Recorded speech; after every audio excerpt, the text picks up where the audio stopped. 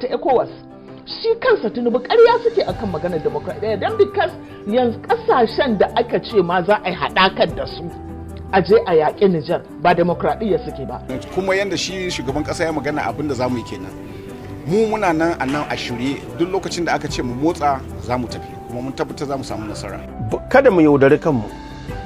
Kar mu yaudari kanmu. Wata illa ake so a yi mana babba. Billahi allazi la ilaha illa hu duk wanda ya kalli yadda Najeriya take tafiya. Ko kana so ko baka so kuma wallahi ko ba mu da rai na rantsi da Allah Najeriya sai ta rabu. Tasirin da gwamnatin Najeriya ke da shi akan kasar Nijar da shugabanninta.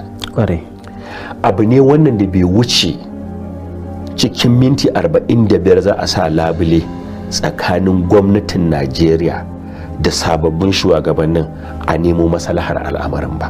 Shi ma yanda sojoji suke faɗan sun karɓi mulki a haka aka yi masa karfe 3 dare aka faɗa 'yan Najeriya cewa Tinubu ne shugaban ƙasa.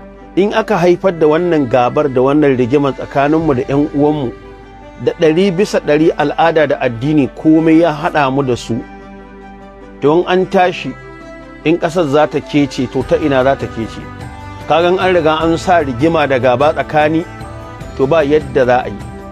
Amma na rantse muku da Allah ko daren komai daren dadewa billahi allazi la ilaha illa huwa kasan nan na rantse da Allah sai ta keci. Sannan waɗannan ƙasashe namu suna kewaye da kwantattun yan ta'adda wadda suke jiran dama irin wannan. Juyin mulki ta karkashe shugabanni sau 60 a cikin Afirka. A cikin Afirka.